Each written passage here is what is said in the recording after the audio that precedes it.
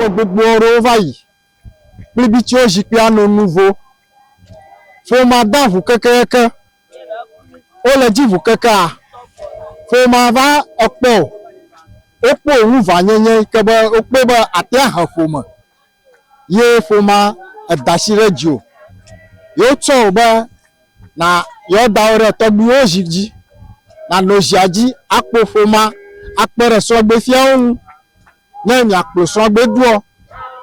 ngo yi na va haya agba ne da ore jiji ye mele mi ava logo nko matam kamno but ni o kata na wona no ma o to gbaji a no mo mo galio agba nweke afa ma galio gaka o anya susu mo fa ngogbo yi po sukunya o yenya afa nye o mfia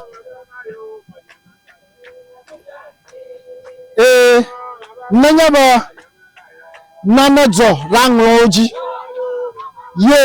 oyo ba nava na yo dengbra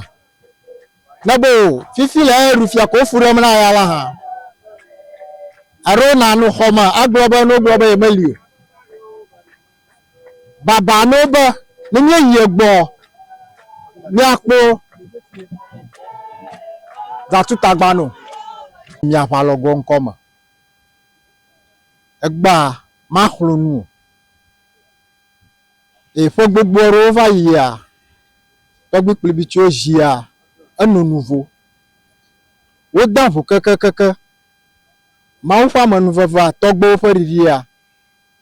o po to gbi edare jiji egba ye o chao abo o fa aro afa gbotaru ona agbotaru do da se yen ba wo po to gbi afo dedie nono to gbi a o papli a nye jivligo fisha fi ke to gbi na yi a awe nya fo gbeta pola to gbi fo nururu to gbi fo chinono si o mo la gbetaru mo ho seblare to gbi wu to gbi a afo nu re siara si o mo la avo baba now be na ho seblare to gbi wu na ho seblare to gbi wu o ke kule helu o ele kono avo na edzo to gbi wu to gbi fo yi pe gbogbo kata ye to mo fafa lia ke ma o fo yaira anoju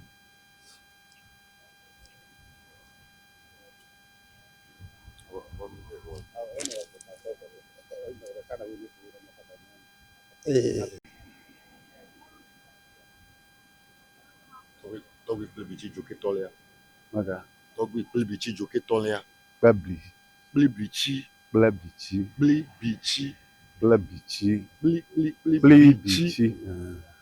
Atolia. Atolia. Joke tolia. Togbi plibichi joke atolia. Togbi plibichi joke atolia. Togbi plibichi joke atolia. Enya togbi ashagbo analia du shifiaga na vatao. Agba nye wo na zo luvoyeye. Agba nye dawo na togbi plibichi joke atolia. Mala dushi valogo katatefe. Imala avadada agbesi awusu tefe. Mala togbi sri etolia tefe. Imala ngloduko dushi valogo katatefe atam kamno. Ba acha avaweli gake egba avawo ma togbi megalio ako tukple kpore novi nwa megalio egba na bli aheŋu nyui ve woƒe tokɔma yeli me atam kam no be nenye be tɔgbuiwo yɔ o ezã ŋdɔ etrɔ natso ɖe wo ŋu ne woyɔ o yi me tso ɖe wo ŋu o fifia hã be mi ganɔ aʋa yawo mi wɔ yɔm o míahe wo kple se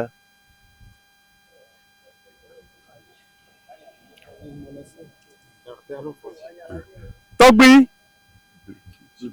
kple blitsi dzoke etɔ̃lia egba mía ɖusiawo mi atam kam no be le fiagblea me ɖe ne woɖo efia ame aɖeke megado hɔn no elabe hɔn medɔ vɔvɔ dzi na adelã o ta nenye be adelã le gbe me dzi ɖe gbea ao medɔ vɔvɔ dzi nɛ o ame aɖeke megado hɔn no nava asi abe ɖe gbe dzi agble zikpuia ɖi o ne wo ma míekpo míayɔ kple se tɔgbui kple bitsi dzoke etɔ̃lia enuwo katã míexlɔ nuƒowo katã mía be nane dzɔ aŋlɔ me va mi dzo nyagbe be yeme míakplɔ ge ɖo o ke míekpo atitɔvi nuno míekpo dzatutagbe mama gbetɔ ka avelia enye mama dzutsi enelia meyɔ tam kam nɔ nyi dia be ŋutɔ kpɔ wo yɔ me zã me wogbe hã da ɖi na mo fɔfɔ me ko yɔ ko me fɔ le du dzi ne míeyɔ wo zã míeyɔ wo kele ne be na do ɖe mía ŋu megabɔ ɖo ye vɔ kɔ na va be ɖe dabala wo be na va wo dɔ ahe nyɔnuviwo ahe dɔwɔɖuia ƒe dua mi